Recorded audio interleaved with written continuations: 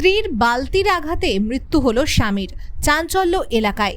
এবার স্ত্রীর বালতির আঘাতে মৃত্যু হলো স্বামীর। ঘটনাটি ঘটেছে নদিয়ার কোতোয়ালি থানার অন্তর্গত রুইপুকুর গ্রাম পঞ্চায়েতের রোড স্টেশন এলাকায়। বৃহস্পতিবার আনুমানিক রাত 12টা নাগাদ নিজের বাড়িতেই স্বামী স্ত্রীর মধ্যে বচসা বাঁধলে হঠাৎই স্ত্রী একটি বালতি এনে স্বামীর মাথায় আঘাত করেন বলে অভিযোগ। রক্তাক্ত অবস্থায় স্বামী যখন লুটিয়ে পড়েন তখন ভয় পেয়ে স্ত্রী বিজলি বিশ্বাস বাড়িতে তালা দিয়ে থানায় গিয়ে সমস্ত কিছু স্বীকার করেন এবং আত্মসমর্পণ করেন। এরপর ঘটনাস্থলে পুলিশ এসে মৃতদেহটি নিয়ে যান শক্তিনগর জেলা হাসপাতালে ময়নাতদন্তের জন্য। পুলিশ সূত্রে খবর, মৃত ব্যক্তির নাম অশোক বিশ্বাস, বয়স আনুমানিক 52 বছর। তবে কী কারণে স্বামী স্ত্রীর মধ্যে বচসা বেঁধেছিল এবং কেনই বা স্ত্রী তার স্বামীকে এইভাবে প্রহার করলো তার তদন্ত শুরু করেছে কৃষ্ণনগর কোতোয়ালি থানার পুলিশ। যদিও ব্যক্তির মৃত্যুতে শোকের ছায়া এলাকায়। কি হয়েছে?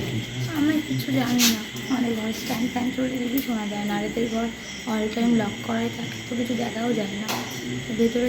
এই বাড়িঘর কেমন আমি তাই জানি না, যে আজকে দেখলাম কিছু জানি না। আপনারা জানতে পারলেন কখন? আমরা যখন পুলিশ এসে ডাকলো আমাদেরকে তখন বেরিয়েছি। কি দেখলেন? আমি বেরাইনি, আমার হাজব্যান্ড বেরিয়েছিল। এদিকে বাড়িতে চেঁচামেচি হতো না তো?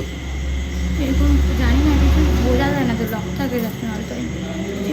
এই এলাকাটার কি নাম? এই এলাকাটার কি নাম? Road station, Krishnanagar road station. ওনার নাম কি, যিনি মারা গেছেন ওনার নাম কি? অশোক বিশ্বাস। আর কি হয় আপনার? আমার ভাসুর ভাই। ভাসুর হয়। আচ্ছা, উনি কিসে ব্যবসা করেন? আমি অত কিছু জানি না, সেরকম কিছু সম্পর্ক না, তো এইসব বিষয়ে আমি কোনোদিন জানতেও চাই না। আমাদের সাথে থাকুন এবং দেখতে থাকুন নিউজ প্রাইম টাইমস, আপনাদের সাথে আপনাদের পাশে।